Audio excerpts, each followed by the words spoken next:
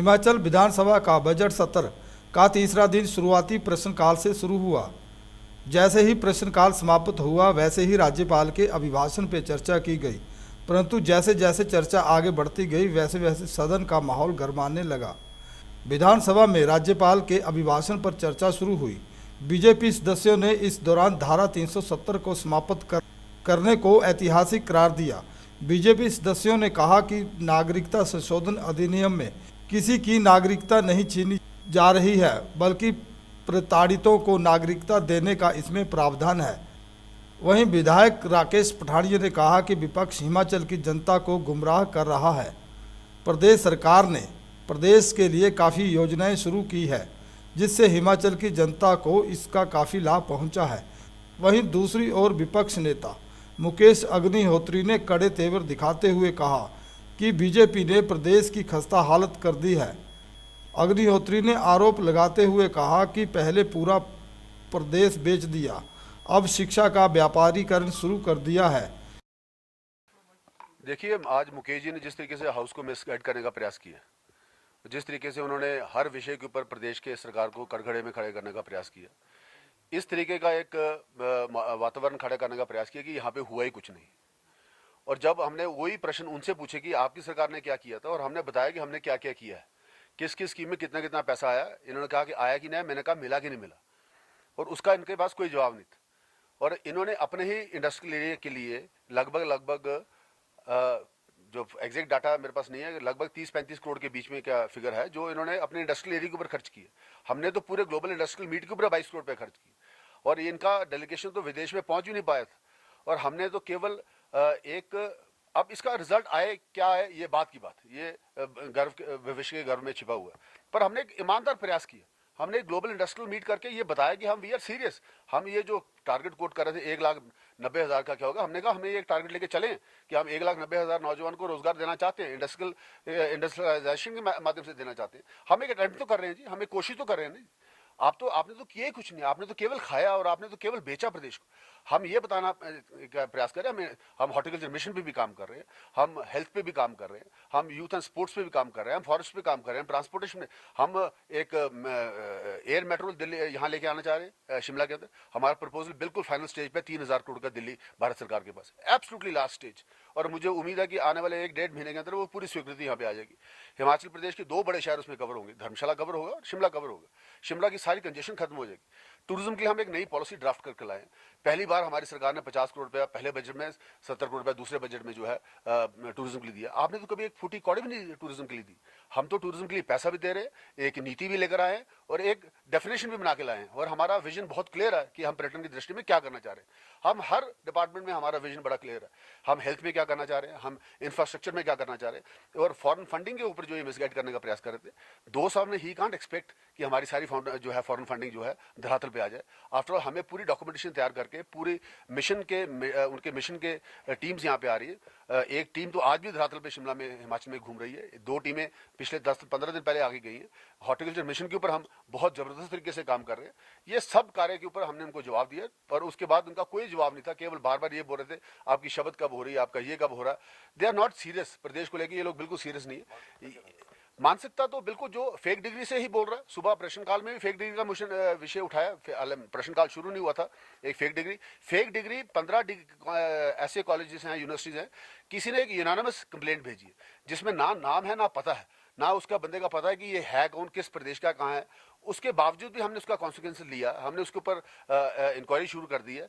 तो ये ऐसे विषयों को लेकर हिमाचल की विधानसभा के सभा पटल पे आप इसका टाइम वेस्ट कर रहे हैं, ये कोई शोभनीय बात नहीं है। ये इससे लगता पता कि जैसे मैंने कहा कि politically you are bank corrupt. आपके पास आज कोई मुद्दा नहीं है, आज आपके पास कोई विषय नहीं है जिस विषय को आप जो है एक तरीके से उठाकर हिमाचल प्रदेश की जनता को आपके माध्यम से बता सके। हम आपके माध्यम से बताना चाह रहे हैं कि हम काम कर रहे हैं। अभी केवल 2 साल हुए, थोड़ा इंतजार करिए, आपको नहीं। देखिए, एक तो राज्यपाल अभिभाषण पे चर्चा हो रही है, लंबा चौड़ा दस्तावेज बना दिया 57 पेजेस का। और जो राज्यपाल का अभिभाषण क्या होता है कि बजट की रिफ्लेक्शन होती है कि जो 1 साल पहले आपने बजट पेश किया था उसमें जो बातें आपने कही थी, क्या वो चीज़ें जो है 1 साल के बाद वो पूरी हुई हैं कि नहीं, वो सारी चीज़ें इसमें मिसिंग हैं। और उसको बखूबी जो है बाहर निकाल के इसको राजनीतिक दस्तावेज बनाने की कोशिश की है। जबकि हम इंटरेस्टेड है हिमाचल की डेवलपमेंट में, हिमाचल के वेलफेयर में। हम इन्होंने जिस ढंग से, ये तो दिल्ली की कठपुतली सरकार हो गई कि आप जो है JNK की चर्चा कर रहे हैं, आप यहाँ पे जो है CAA की चर्चा कर रहे हैं, आप जो है जो इनका पॉलिटिकल एजेंडा है। हम ये कह रहे हैं कि भाई ये जो आपने इसका दस्तावेज में लिखा था और उसकी बात की जाए।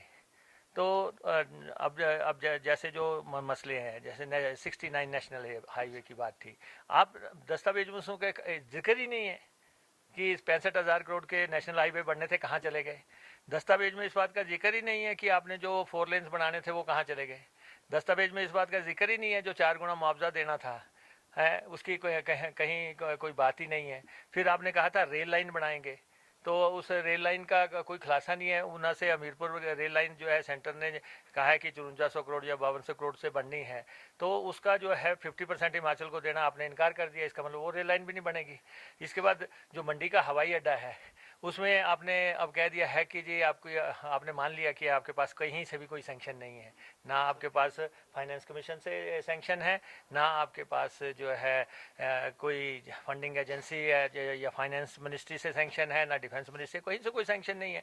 गग्गल की हवाई पट्टी हुई या फिर जो है शिमला की हवाई पट्टी हुई या बुनतर की हवाई पट्टी हुई, गग्गल में वहाँ विरोध चल रहा है, जबकि आपके पास, आप बता दें कि कहाँ आपके पास पैसा है कहीं किसी चीज़ के लिए। और तो इस ढंग से जितने भी अब फॉरेन फंडिंग के प्रोजेक्ट हैं, ADB के प्रोजेक्ट, टूरिज्म के प्रोजेक्ट का 1892 करोड़ के प्रोजेक्ट का आपने भट्टा बैठा दिया। आप बता दें कि आपका जो दूसरा चरण है, क्या उसकी सैंक्शन है आपके पास। हॉर्टिकल्चर के प्रोजेक्ट के क्या स्थिति है इसमें, शिवा प्रोजेक्ट की क्या स्थिति है, क्या उसका पैसा आया। 4-4 हज़ार करोड़ के कोई रीमोल्डिंग के प्रोजेक्ट, कोई दूसरे प्रोजेक्ट, कोई फंडिंग एजेंसी कहीं की दिखाई। ब्रिक्स के प्रोजेक्ट की क्या स्थिति है कोई सैंक्शन। फिर आपने जो है जल मिशन का जो वो है उसमें 150 करोड़ रुपए आपको सारा मिला, आपने 2500 करोड़ रुपए के टेंडर लगा दिए। आप जो है किस ढंग से आप स्टेट का आप देख रहे हैं कि फाइनेंस की स्थिति क्या है। आज आपने 7,000 करोड़ की सप्लीमेंट्री डिमांड्स पास की है, फजूल खर्ची पूरे ज़ोरों पे है, और उसके बाद उसमें 34-3500 करोड़ रुपए तो ओवरड्राफ्ट की बात है। मतलब ओवरड्राफ्ट क्या होता है कि सरकार के खाते में कुछ भी नहीं है, खाली है, और ऐसे में रिजर्व बैंक जो है हेल्प करता है कि इतने दिन के लिए आपको ग्रेस दे देते हैं। तो इसलिए ये सारी बातें हमने इनको कहा कि माइनिंग जो है पूरे जोर पे हो रही है। कितनी बार इनको बता चुके हैं कि माइनिंग लूट मची हुई है पूरे प्रदेश में। उसके बाद नशा माफिया जो है ये हमें ही कहते रहते हैं कि आपके टाइम में ये होता है। भाई हम तो 2 साल से सरकार से बाहर है, अब आपकी सरकार है, आप मिड वे जाने वाले हैं, 2.5 साल आपके होने को जा रहे हैं।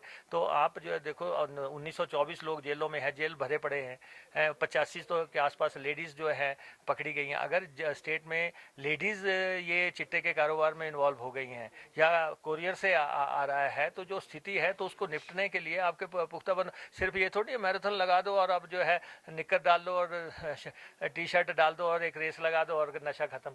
ऐसा नहीं है। जो उसके लिए पुख्ता बंदोबस्त करने हैं, डी एडिक्ट करने के लिए आपने क्या सेंटर्स बनाए हैं, क्या आपके प्लानिंग है, वो सारी बातें यहाँ पे होनी चाहिए। बेरोजगारी को लेके या फर्जी डिग्रियाँ आ रही हैं मार्केट में, या आप जो है किस ढंग से अगर रात को 2 बजे तक आप दारू पीना अलाउ कर रहे हैं, देवभूमि है ये है, आप इसको बैंकॉक या थाईलैंड बनाने की कोशिश कर रहे हैं। 24/7 हिमाचल प्रदेश में शराब बिकेगी है और शराब से इनकम पैदा की जाएगी, रेवेन्यू के और कोई सोर्सेज नहीं होंगे। तो हमारा काम है विपक्ष के नाते अपनी बात रखना।